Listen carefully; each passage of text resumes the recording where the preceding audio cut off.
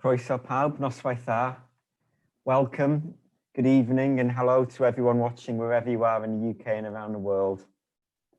Welcome to Out of Focus, our final discussion of what's been a really action-packed and informative and enjoyable week of conversations to do with each and every aspect of the music industry.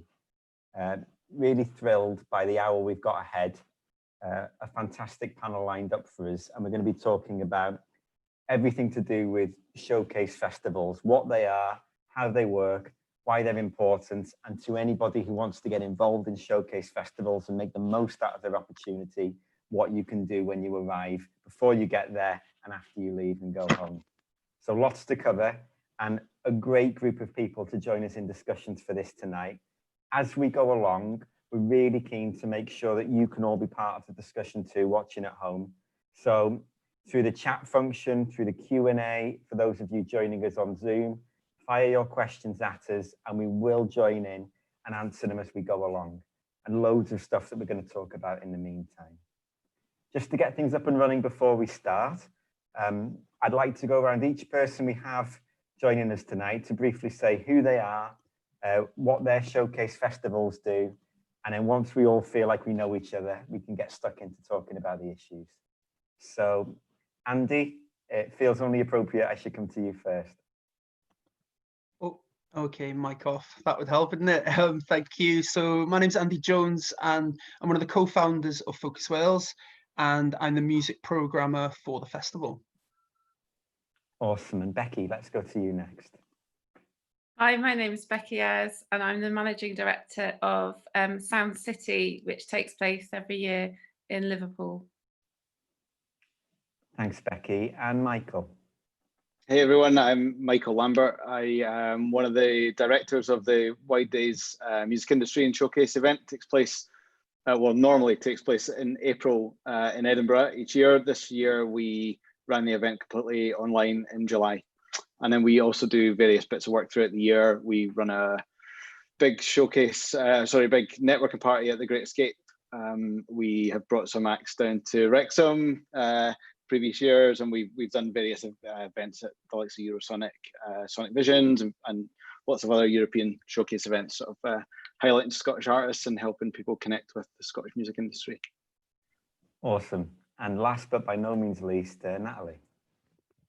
Hi, sorry, I'm just struggling with my video. It was working all fine beforehand. I'm Natalie from The Great Escape. I'm the partnerships and event manager. And yeah, we're a showcase festival in Brighton. Awesome. And we'll keep our fingers crossed that your face reappears for us any second now. Let me try it. Just before we jump into the chat, I'm conscious that we're going to have a really eclectic mix of people joining us to listen to this tonight. A lot of people who've performed and attended showcase festivals all over the world. A lot of people who know what they are and will be getting ready to attend them next year and when they return.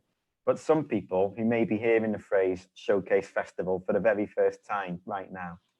So Andy, I'm going to pick on you first. And can you just give us a 1 minute 101 on what a showcase festival is? What are these things we're going to be talking about for the next hour? Okay, well, in our case, our Showcase Festival is a multi-venue new music event. So it's a venue hop where festival goers and music industry have a wristband and they hop around lots of different venues, absorbing lots of exciting new music. And it's an industry-facing event, as I say. So we have a conference component to the event. So we have 3 days of panels, talks, networking sessions that happen, as I say, during the day throughout the festival, that sort of live alongside the performances that happen in the evening. At its basics, that's pretty much it. I guess the whole point really from our side is support emerging Welsh talent in front of the music industry, people who can make a difference in their career path.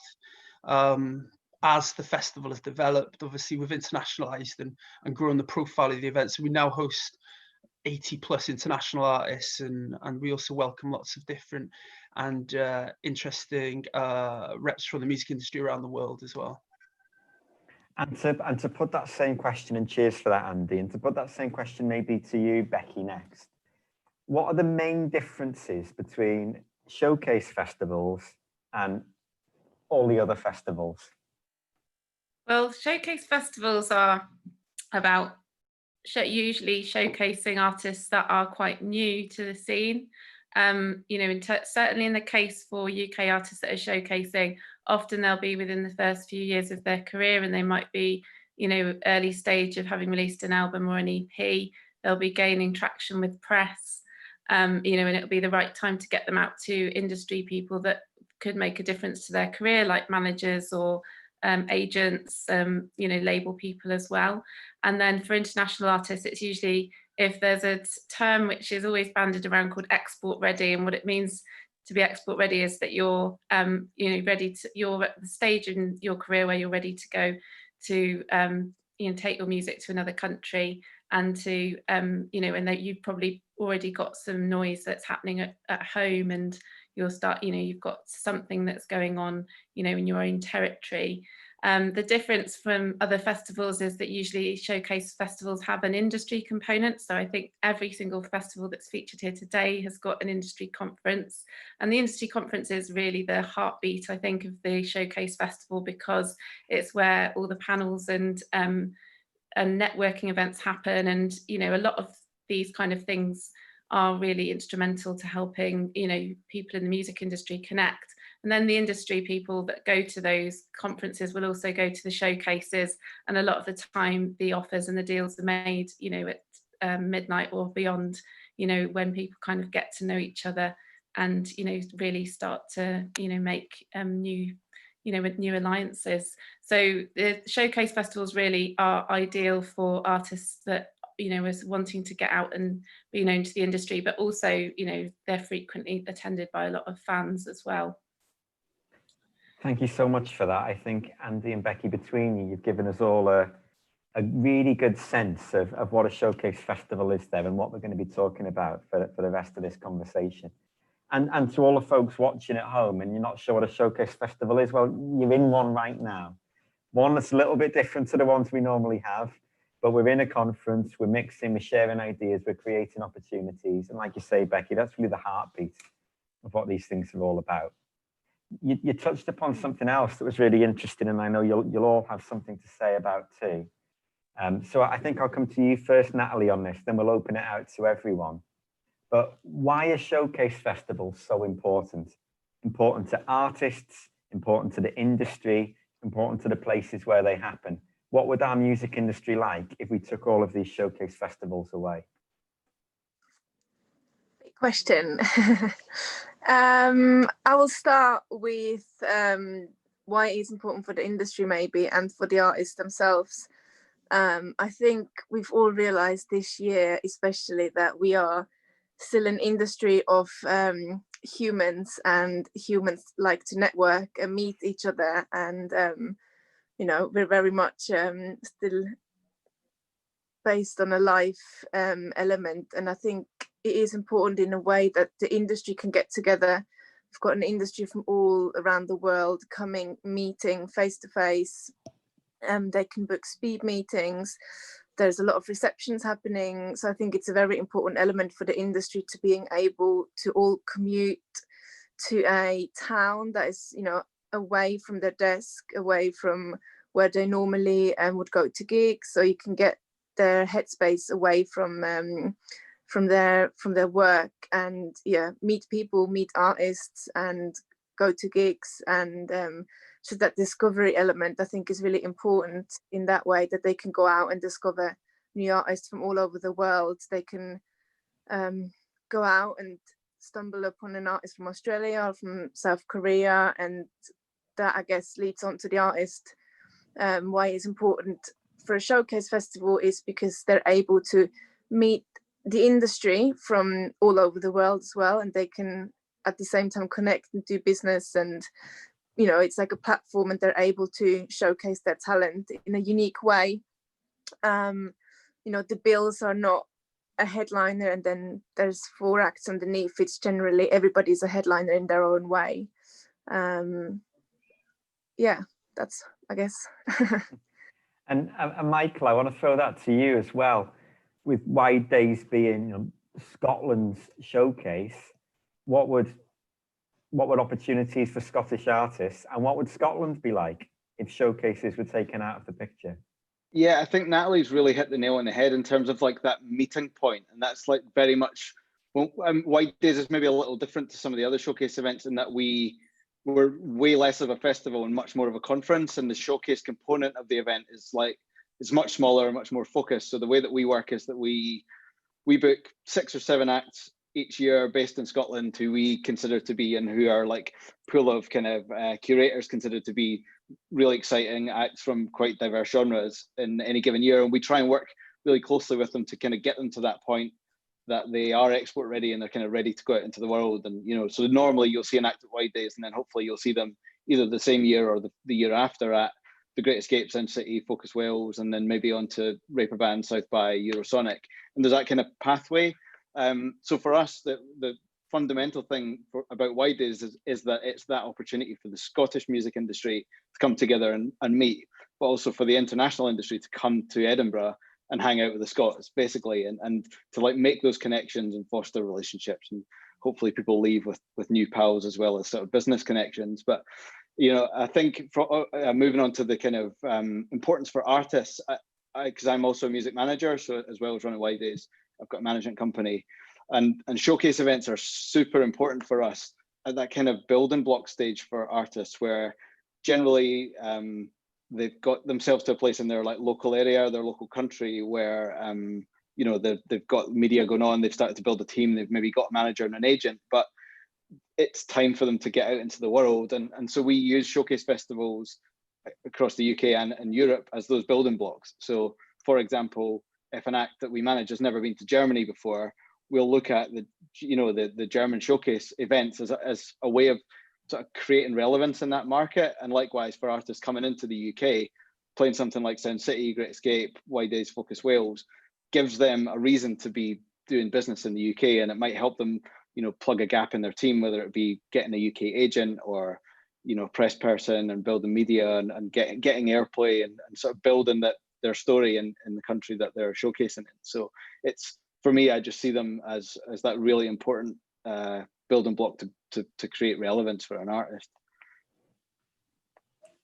You're nodding there, Andy, and Andy and I grew up in the same bit of Northeast Wales as each other. And you know, I've known Focus Wales since the beginning, and I've known Wrexham since before Focus Wales. So perhaps, Andy, we could use Wrexham as a case study. Small, post-industrial, provincial town, Northeast Wales. Yeah. What has the presence of Focus Wales done for the town, in your opinion? Oh, potentially a can of worms, really, because maybe it's for other people to say, but certainly since we've begun the festival, I mean, we started working at 2010, first edition, 2011. It has changed a lot. I mean, in terms of like the venues that existed then to what exists now. Obviously, we were coming out of a recession at that point, which is obviously a fantastic time to start a festival.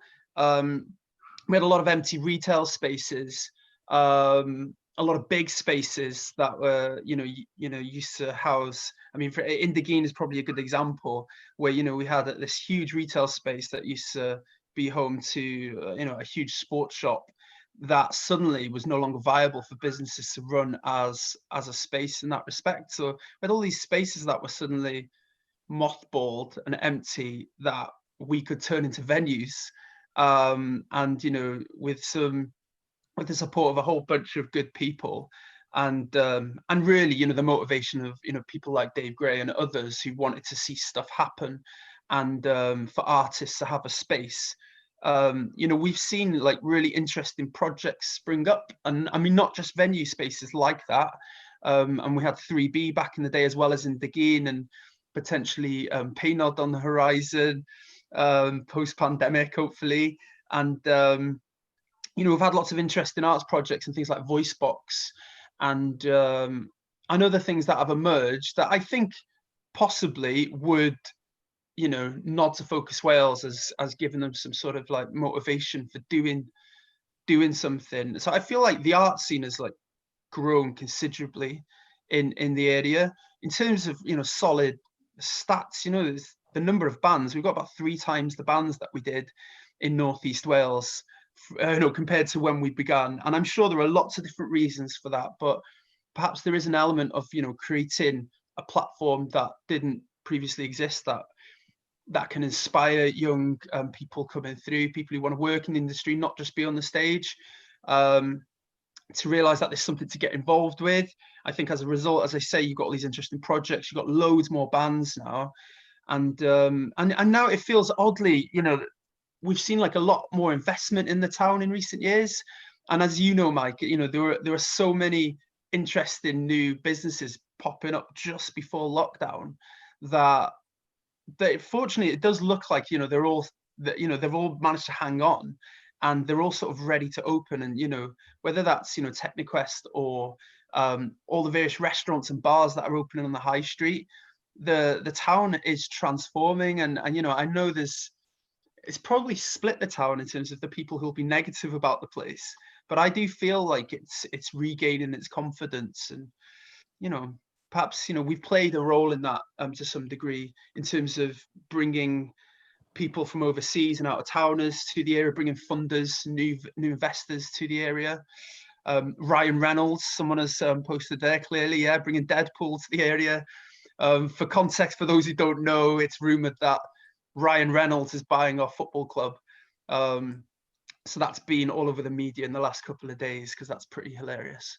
But yeah, you know, we have seen that sort of, as I say, regaining of confidence. And, you know, as I say, it has a big sort of economic impact every year that we do the event, because outside of Focus Wales, there isn't really an international event of that kind that happens in the town. There are events that happen, and good events too, but just on the scale, 4 days, and the partnerships obviously we have with Korea and Taiwan and Canada and elsewhere. Yeah, I'd like to think it's a positive impact. Am I rambling, Mike? What do you think? No, you know, of everything you've just said, the word that sticks out for me is confidence. And, Yeah. and speaking as someone who, you know, grew up as a kid in Wrexham and has seen it throughout my whole life, and knows that Wrexham is a place like many other places around the world. It's had its successes and had its challenges. One thing that Focus Wales has been able to do as a showcase, and I think a key thing that showcase festivals give to our industry and to the places where we live, is confidence. Confidence to the people who perform there, who are local to our areas, who see, oh, right, an international audience are coming to see me, and I can do it here where I grew up. I don't have to live in London. I don't have to leave the UK. It's possible to do things here. Confidence to the people who live in the town. Oh, people are interested in us. People want to visit. These sort of things can happen. And slowly but surely, it changes a mindset. And you do see real changes happen. And you know that the start point for that was bringing good art to a place and celebrating it. And that confidence that the showcase puts in those individuals in that place, definitely, without question, has a multiplier effect. I've seen it firsthand. And I know we're kind of preaching to the choir with why these things are important, but I think right now in the world, we have to bang our drum louder than ever to remind people that the arts have a critical role to play in our lives and the places where we live, and we can't let people forget how important that is. Definitely, yeah. I'm going to get you to write our funding applications. That was convincing. You know, I think the next thing we should move on to, actually, speaking of the difference these showcase festivals can make, is that obviously there hasn't been a lot of good news stories for us in our industry in the last 6 months. But let's move on to our plans for next year. And we know how uncertain the future still is. And we know that it's hard to commit to anything. But going around each of you, I think everyone watching at home will be really curious to know, as things stand, what your plans are for next year. How do you hope to bring people back together to enjoy your showcase festivals, and when can they expect that to happen, and where can they find out more? Natalie, perhaps we can come to you first and talk about the Great Escape. Yeah, the Great Escape is happening next year from the 12th to the 15th of May in Brighton. That is currently what we are working towards. So we're pushing ahead at the moment, and obviously we'll, you know, work with the local authorities on a weekly basis and see if anything changes, because it's really hard to predict 7-8 months ahead, considering where we were 7 months ago and where we are now. But yeah, mid-May next year. Everything's crossed.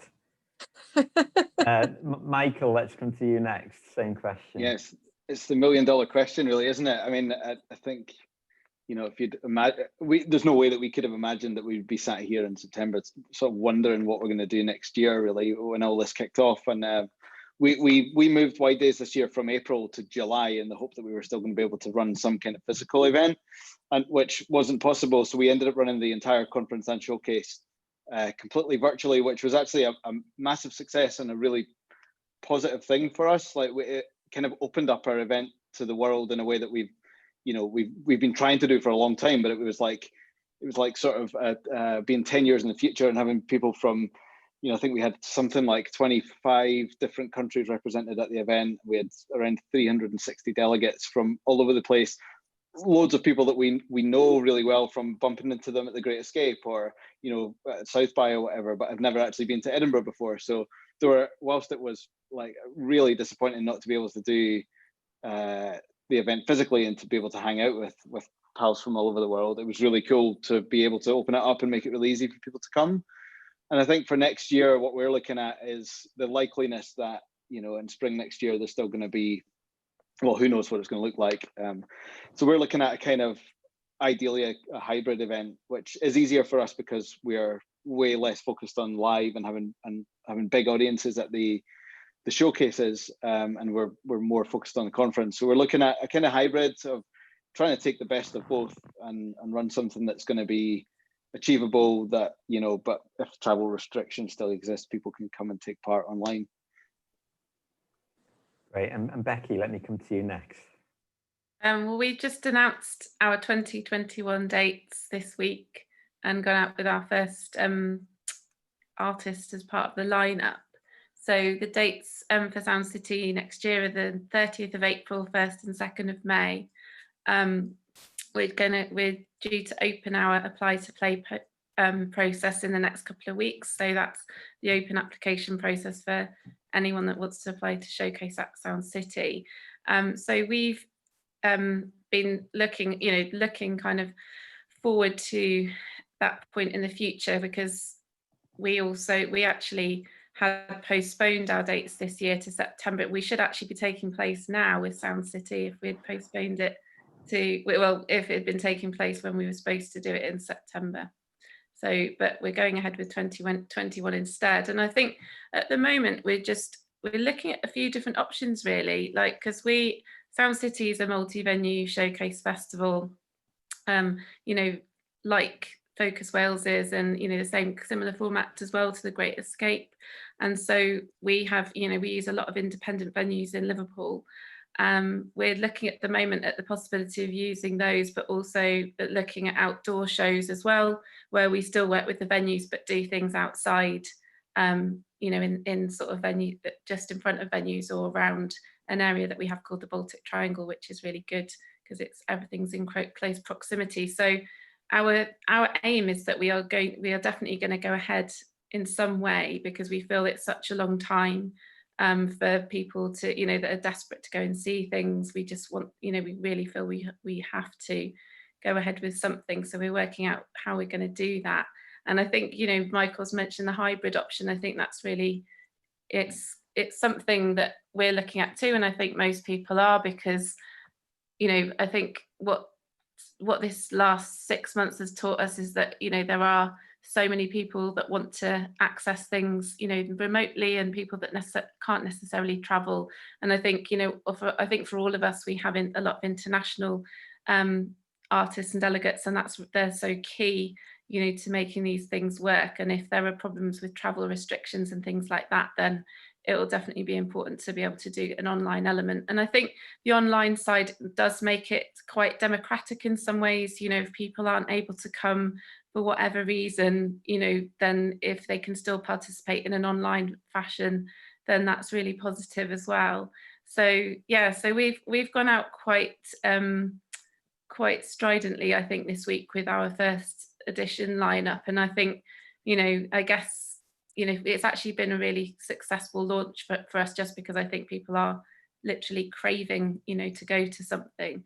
But yeah, we feel that there is a commitment we've made by doing that, and we will find a way to realize it. And I think, what's really good about the music industry is that I think it's been very innovative during the pandemic, and I think there's a lot of consideration going into how we make things happen next year. So I'm quietly positive about it. I think being quietly positive is the way to be.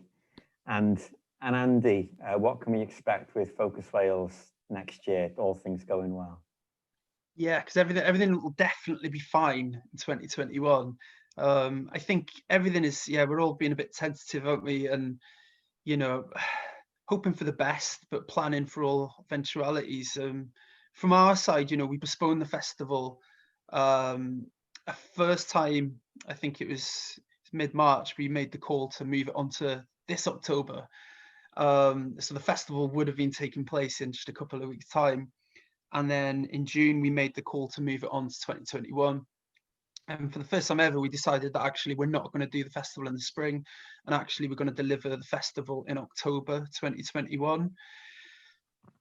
Yeah, there's lots of reasons why we made this decision. I think, I guess there's lots of influence in factors, not least the fact that 95% of the program, so basically, I can't do the quick maths, but of the 300 performances, most of them already booked in. And having rescheduled the first time, because we were really keen to make sure that we honored all of the offers for the artists, because whilst it was upheaval for us to reschedule, have to cancel, that we knew it was a massive blow for a lot of artists who were going to get their opportunity to play for all the industry that the festival gathers. So we did our very best to sort of salvage that lineup, and we tried to make the call at the earliest possible point in both instances. And amazingly, we have been able to reschedule the whole festival. So from what would have been in October this year, they all rescheduled. And we've managed to just slot everybody back in on the Thursday, Friday, Saturday across our new dates next year. We're going forward sort of in kind of like in hope, I guess, that we will be able to deliver the shows without social distancing measures by next autumn. But obviously we're just watching how things develop. Who knows is the truth. I think we all play the guessing game, and we're all following the news and the developments, and we're expecting we should have a clearer roadmap by the end of the year in terms of what it's going to mean for live, what it's going to mean in terms of phased returns, if not there's a vaccine, and sort of what the impact of that is going to be. And because obviously the sort of the policies around the phased return for events will differ as well across the UK. Wales, Scotland and England may all take slightly different approaches with that, but we're following things closely. We have engaged with Welsh Government the whole way through, really. We've been sitting in on meetings on a regular basis with them, and they've been keeping us updated, but everybody is watching developments, and nobody with any certainty can tell us what it's going to look like. Although I would say, based on what the snippets of information I am getting and what I am seeing, that I do see shows returning in the spring, and I've got a lot of hope that all the events planned for the spring, Wide Days, Sound City, Great Escape, will all be able to go ahead. And I think we all need it. Like Becky alluded to, I think there's going to be this big appetite for getting back out there, going to events, and let the Roaring '20s begin. Hopefully that will be the other side of it. I do feel like maybe there was like a bit of a sort of complacency setting in with events. I mean, certainly amongst like friends who work in music, like the amount of times I've seen people say in the last few weeks that that they were feeling that way, that they were almost taking for granted what a brilliant thing it is to be able to work in music and go to festivals on a regular basis.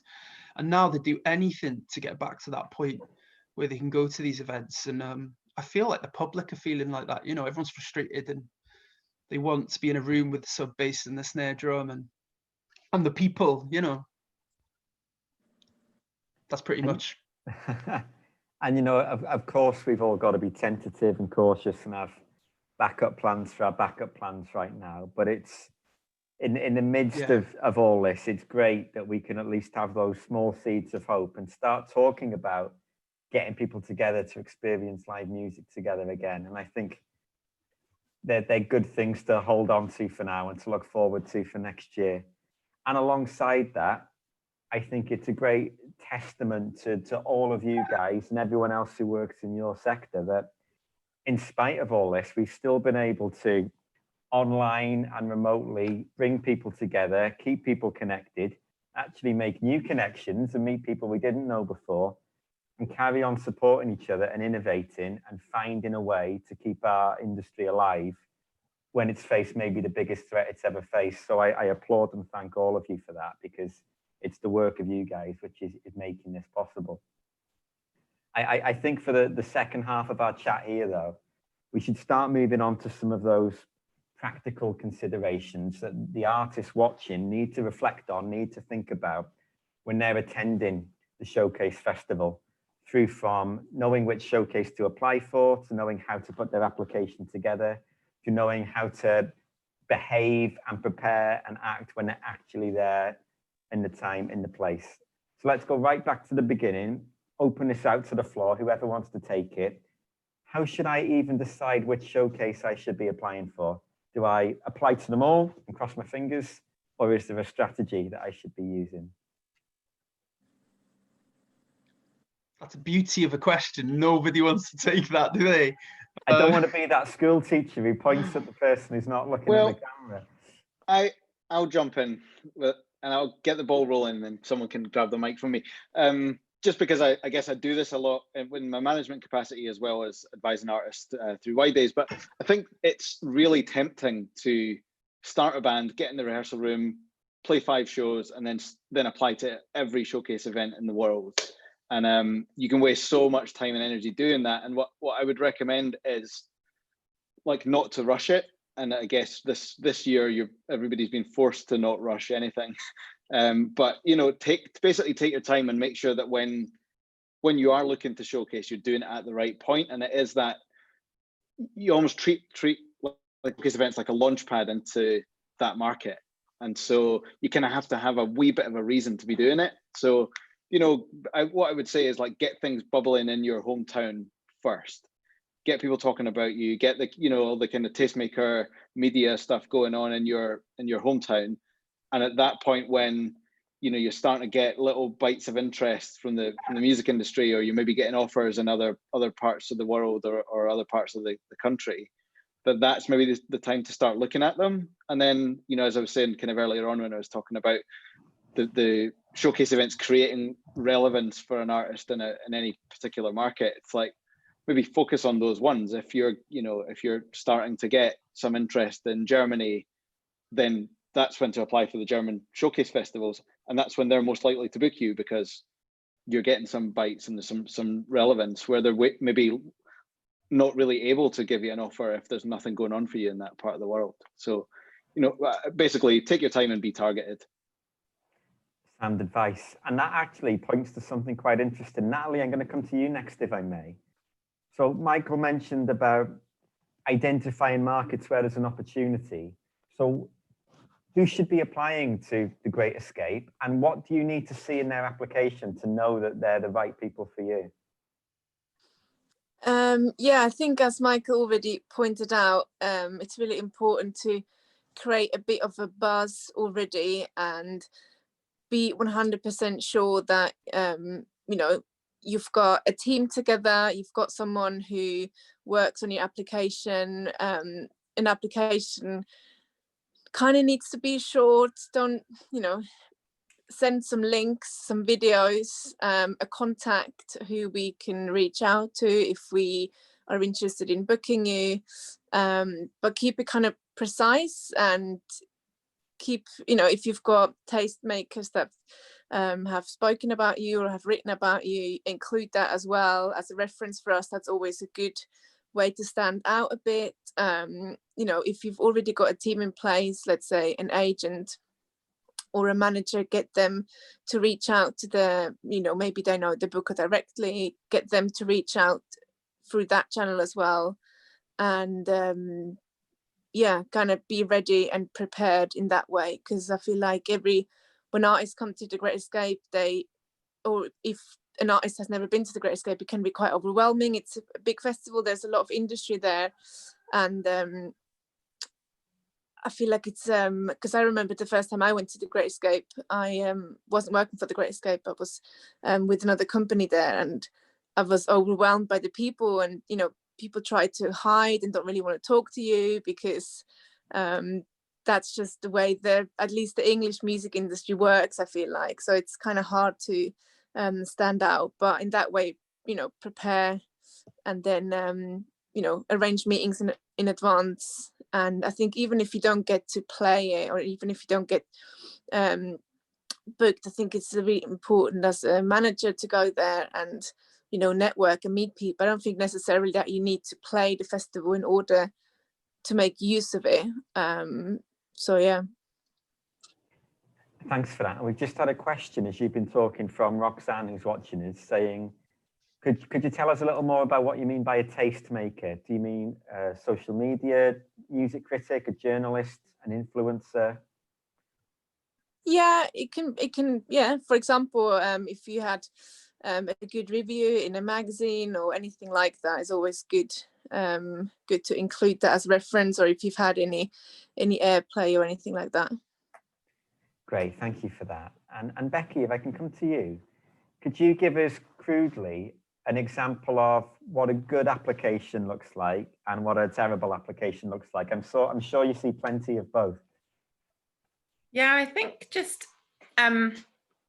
there's a few ways I suppose people can apply. When we open our application process, we ask people to apply via our website, and we've used for the last few years a platform called Gigmit, which basically enables people to go online and they basically fill out a form with all their details, and it's like an electronic press kit. So you'll be asked to include links to songs, any press mentions, you know, all your social media and that kind of thing. I think because we use that process, it cuts out, you know, we used to get a lot of applications on email and people would be sending like massive files of, you know, massive, just really, really big songs on huge files that would clog up your inbox or make things crash. And so using a platform like Gigmit kind of helps stop that happen. I think for us, you know, if you are, a lot of the showcase festivals do use, you know, automated software because it's an easier way. I think Focus Wales, do you use Gigmit? Because we use a couple of platforms, Becky. We do use Gigmit, yeah, as partners of Venus, but we also use Marcato. Oh yeah. So they're good as well, aren't they? Yeah, like an interface between the website and so it receives applications. It also feeds our website.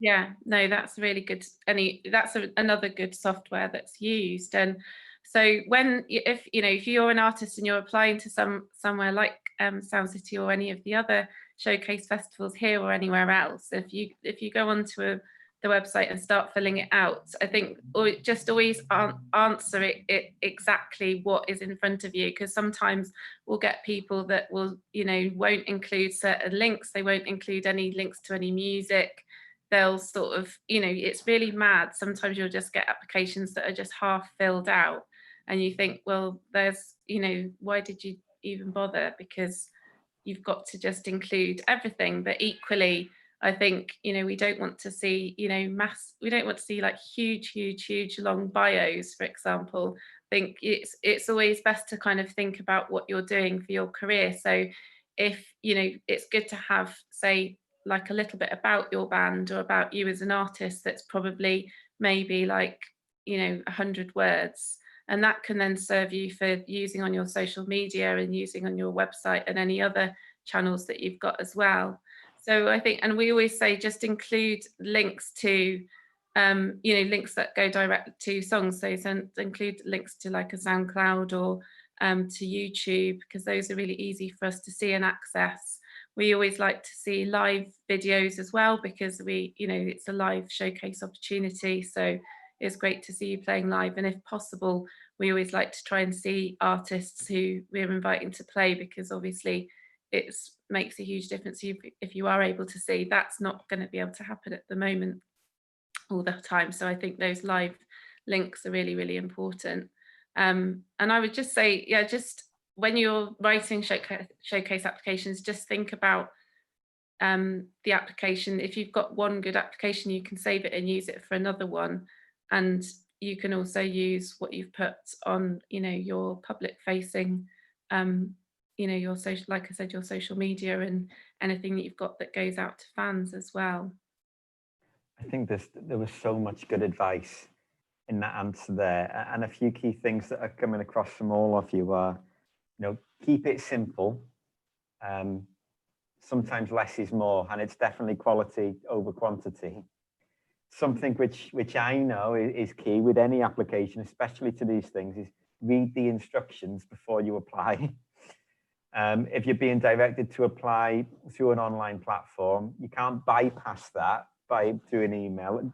Apply in the way you've been asked to apply, and make it as easy as possible for the person receiving the application to accept you by showing them good examples of your work, by making sure you have good quality recordings and they're easily accessible and you make them easy to find for the person processing that application.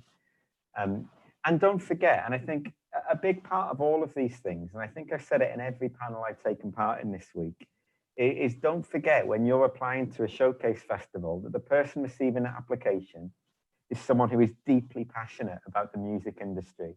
They're not sitting there like an examiner trying to catch you out, trying to find reasons for you not to take part, trying to stop your career from progressing. They want you to succeed as much as you do. And so they will be looking to help you, but make it easy for them. Andy, I'm going to come to you next and say, for people who really are not confident about their applications, for people who have questions and who are unsure, what would you recommend they do? Focus Wales, are you happy for people to contact you for help? Is there support such as the conversation we're having now that you would recommend people attend before they attend a showcase for the first time? Well, I think, to be honest with you, like Natalie touched upon it earlier, that like attending the event is a good starting point. You know, you don't have to perform at one of our events to sort of extract the value from it. You could go network, learn about the event ahead of applying for it. So you have so you fully understand what the event is. But sure, you know, if somebody's staring at an application, they really feel it's the right time for them to come and play our event, they could ping us a message via Facebook or any of the social media platforms and ask us a question. And on many occasions, I've got on the phone with people and just helped steer them in the right direction. But, you know, we receive now 5,000 artist applications each year over the duration of the period of time that our applications are open. And they are open for quite a while to give people a lot of opportunity to get an application in.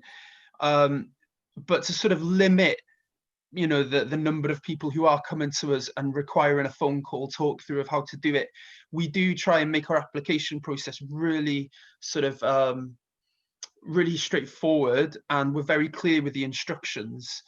So it does make it really frustrating when somebody doesn't quite complete it, especially when the music is good, because the problem is, and not to sort of counter what you were saying there, the people receiving it are passionate about new music, and you know, we're digging for gold. We want to find really good artists and put them in the mix at the festival, but equally it's a really competitive process. So if you don't bother to fill the application form in correctly, and we've got a short list of about 600 artists that we think are all good, then it comes down to small, you know, fine margins.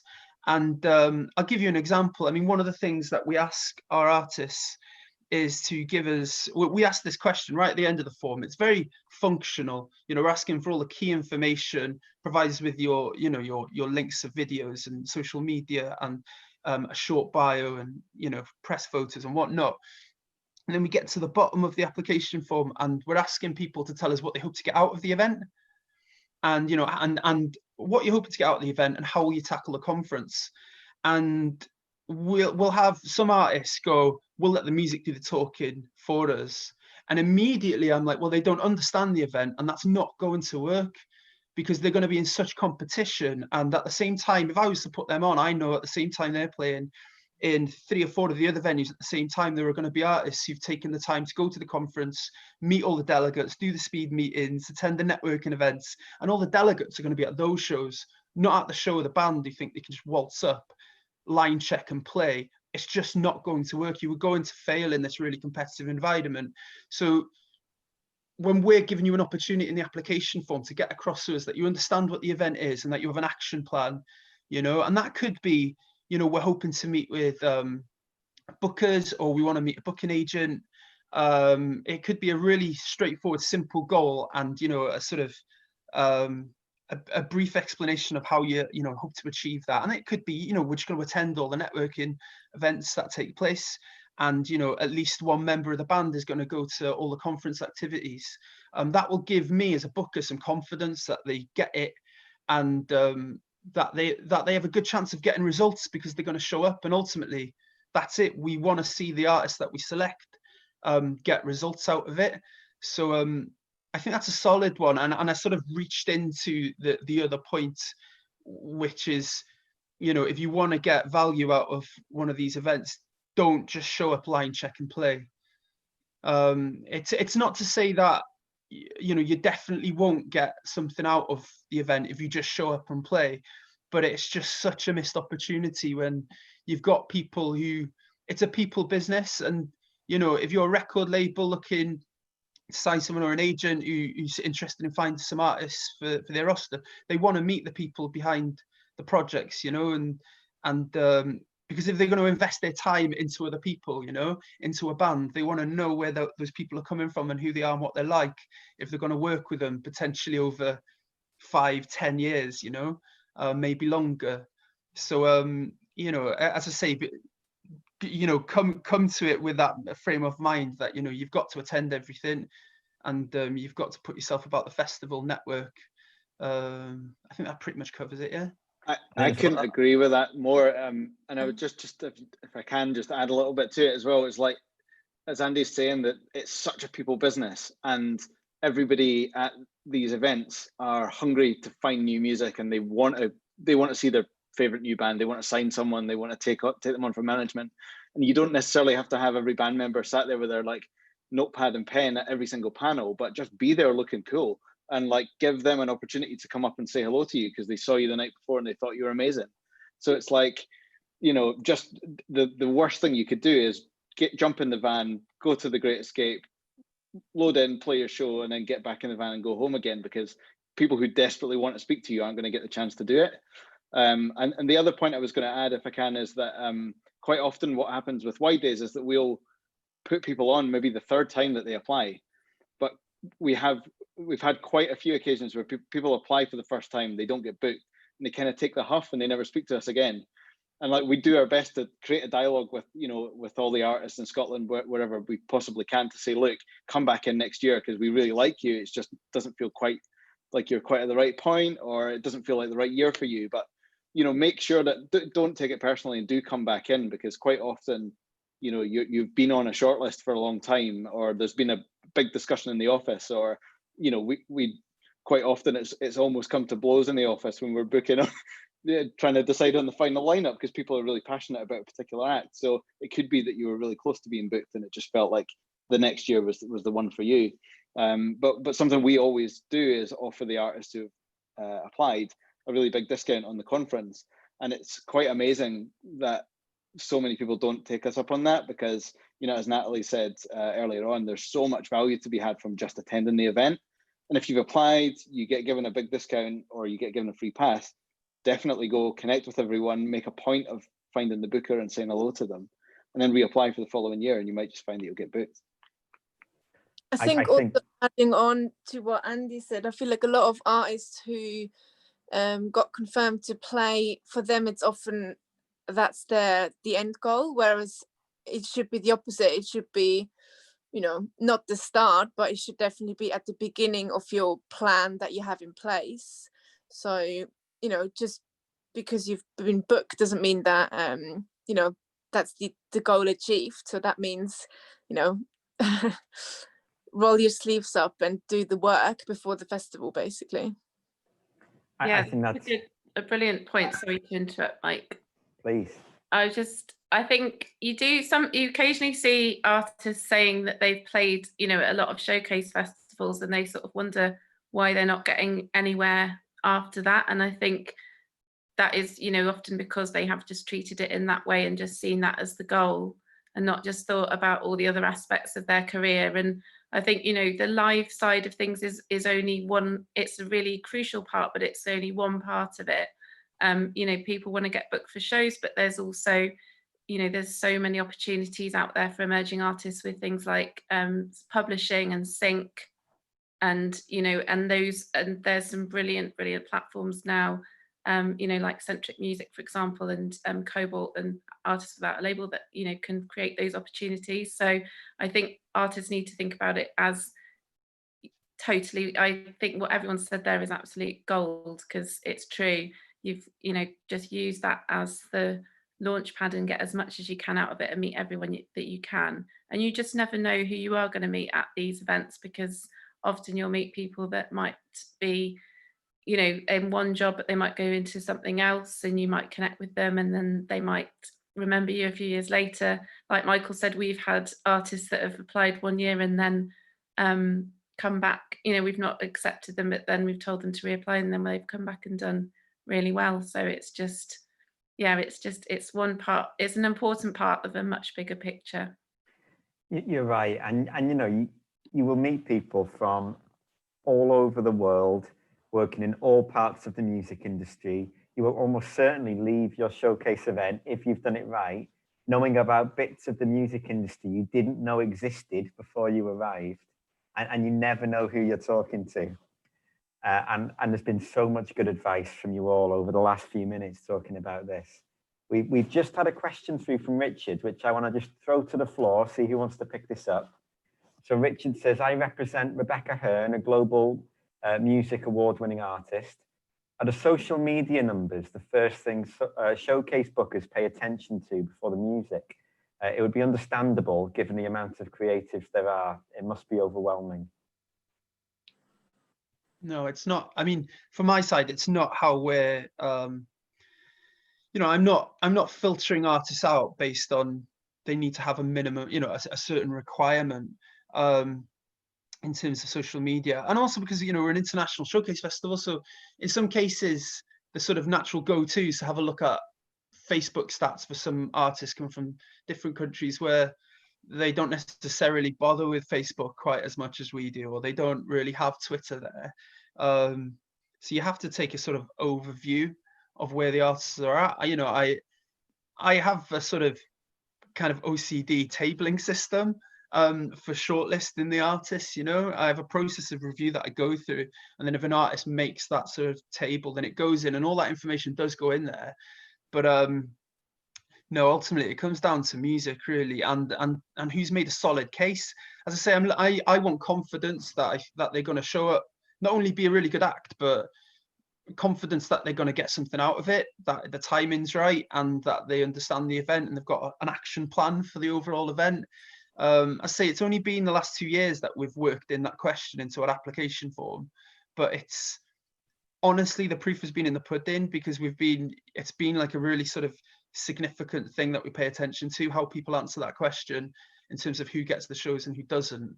And we've been getting loads more results basically the last couple of editions of the festival, because those artists are showing up, and as I say, they've got their sort of action plan laid out. But for us, and I fully expect it's the same for everyone, the social media stats are certainly not the main thing, but you know, you don't ignore them at the same time.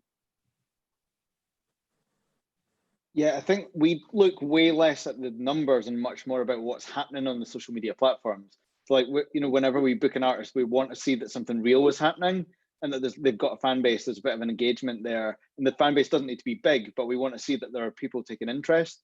So we look much more at the content than the numbers. And like, if an artist shows that they're doing something interesting on social media or that they're engaging with their fans in a unique way, like that will often be the thing that gets us excited about the artist and then makes us want to go and look more.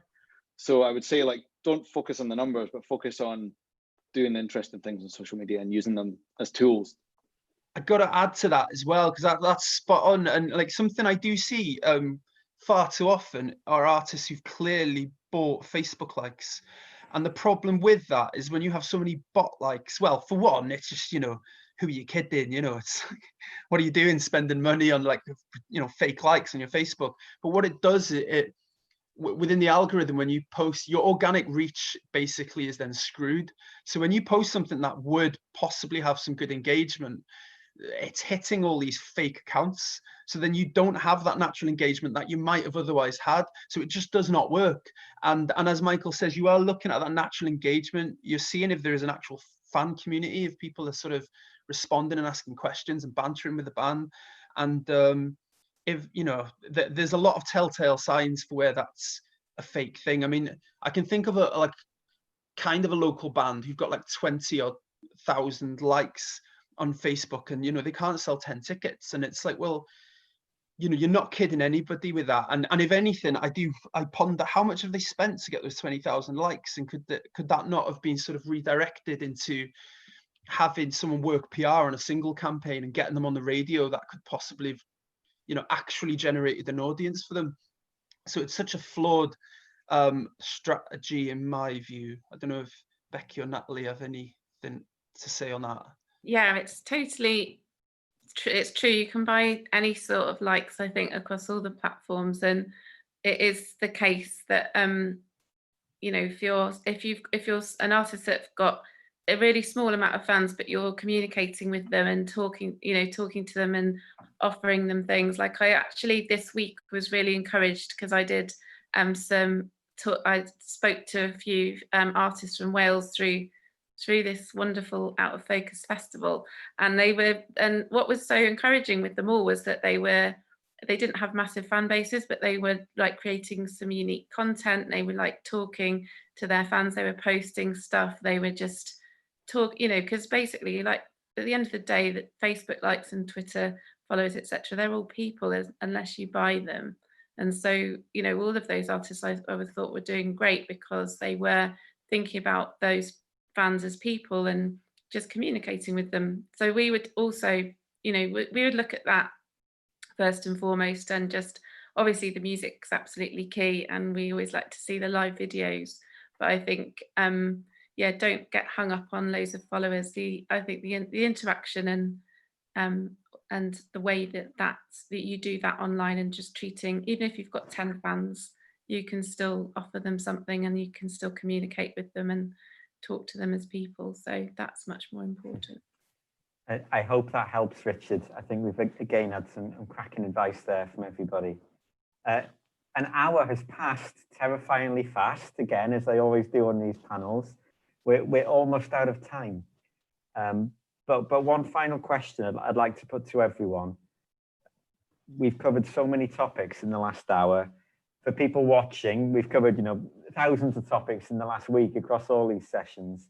From what we've talked about tonight, if there's one single piece of advice we want people to take away, what would it be? Natalie, I'm going to come and put you on the spot first, if I can. Oh, okay. Well, maybe something that we haven't covered. I feel like we've covered so much in this past hour already, which I feel all of those advices are equally important, but maybe something that we haven't picked on yet, or I've not mentioned yet, or sometimes that I give the advice to artists as well coming to a festival like The Great Escape is make sure that you look up people, look up delegates that are attending, look at the delegates directory. You get you can either purchase a delegate pass, or if you play the festival, you will get given a delegate pass. You've got access to the delegates directory where everybody attending from the industry is there, thousands and thousands of people. And then once you've figured out who you want to meet, Google the people, you know, try and find out how they look like. So when you see them, you can approach them, or when you talk to them, you know who you're speaking to, because I think that's quite important. When you get approached by someone and they know who you are, it's always a good first impression, I think.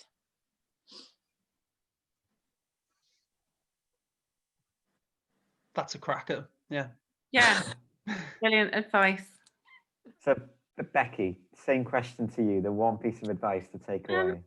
I think I would say just remember that these events are competitive. You know, they, like Andy said, he gets to like 5,000 artists applying every year. We get similar, probably, you know, around that number or more sometimes. And I think it's, you know, so if you don't get, you know, if you don't get on board one year, then just, you know, just don't be discouraged and apply for other things. And I think just always just think about what you're doing as an artist, and, you know, keep writing, keep creating, write better music, you know, just keep improving. Don't just think that you're the finished article. And remember that all the artists that you see that have made it, they've taken years to get to that level. It's like we've had people in the past, like Catfish and the Bottlemen, for example, who used to constantly email us all the time asking us for gigs when they were really new. And they played Sound City in probably like 2012, and they played to like a handful of people, but played as though they were playing in a stadium. Literally, they were amazing. But it still took them, you know, several years to break through. But when they did break through, people thought, oh, they've just started, but they hadn't. Same, you know, years and years. Christine and the Queens also played really early on. It took them, you know, a few more years to get to the stadium level that they're at now. So just, yeah, don't be discouraged. There's so many artists that have knocked on our door when they're really, really new. Like, and So I Watch You From Afar, another one, you know, that also did the same. You know, there's so many that I could think of, and, you know, they're just, you know, if you really want to do it, it's not easy being an artist. It's not easy being in a band at all. You've got to sort of grind it out and slug it out for quite a while. Often, you know, some people do make it quite quickly, but I don't think they're the norm, really. So I think if you're really passionate about it, just don't be discouraged and just keep improving what you do, and do go to these events as well, because it just gives you a really good sense of what it's like and what it might be like to play as well. Thank you so much, Becky. And Michael, can I put the same question to you as well? Sure, yeah. I was at that Catfish show. I was one of that handful of people in 2012. Really? I was, yeah. I also saw Django Django play in a car park that year. Oh, yeah. It's up there with my favourite gigs of all time. Oh, thank you. It was excellent. Django Django, first records, yeah, in a car park, sponsored by Red Bull, I think. It was excellent. Yeah, had a lovely time. I was going to say something similar just in terms of taking time and like building into it. But I think another useful tip is to use the time you've got right now to kind of get ready for all of these things. And whilst we're all waiting patiently for gigs to come back, like use the downtime to get those amazing live videos together that don't have to cost you a lot of money, but could be really interesting and creative and homemade. You know, spend time doing a full audit of all your social media, make sure all your links are up to date. Basically put yourself in the best possible position that when someone does look at your application, all of your shit is together and you're ready to go. So just take the downtime and try and use it productively, and you know, don't just wait for the shows to come back without doing anything. And Andy, I'm going to come to you for your one nugget of advice. And also, will you chuck in a shameless plug for what we've got in store for everyone tomorrow? Oh yeah, okay, cool. Yeah, I'd echo what everyone said, really. I think showing up is such an important thing, and like, you know, what Michael said earlier, just, you know, it's a really competitive process to get on any of our events, and you know, it does come down to fine margin, and often we have a long list of artists that we love that we just haven't been able to work into the program. So don't go in a huff about not getting on the show. Understand that it is just super competitive, And more often than not, those bookers are keeping tabs on you as an artist, and we're really interested and we want to see it develop. So come back in with applications. Certainly just come and attend, because as I said earlier, just to reiterate that point, there's so much value in coming and networking and meeting everybody. You can do it without a performance. But yeah, I mean, one of the key tips that Michael's pointed out there is that you could use this time right now while you can't play live to capture how you perform, capture some high quality footage of you performing that you could then, you know, use as a key thing to help get you showcase festivals, because we're all looking for that high quality performance footage of the artist. You know, we want to see how they're structured on stage, so we understand what venues they're going to work in, you know, and quite often artists won't have this. So it's really important that they do. But yeah, just to say thanks to everybody for doing this and taking part, and for everybody who's watching now and hopefully watching again. This will be on YouTube for people to revisit, because I'm sure everybody's given some solid ideas and suggestions for what artists and managers can be doing. So it will live on our YouTube page.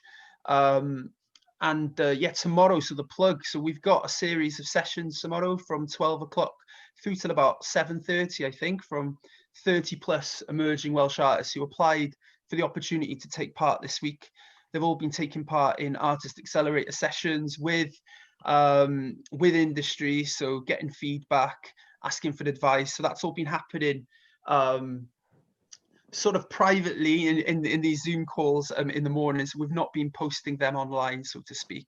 And I know it's gone really well, and that they're all sort of motivated and inspired, hopefully. And tomorrow, yeah, they're all performing, so that's going to be available.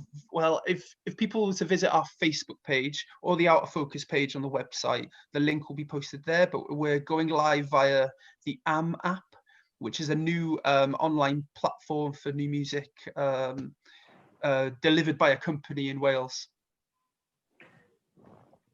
So a lot going on tomorrow to check out for those who've enjoyed it so far, just getting warmed up.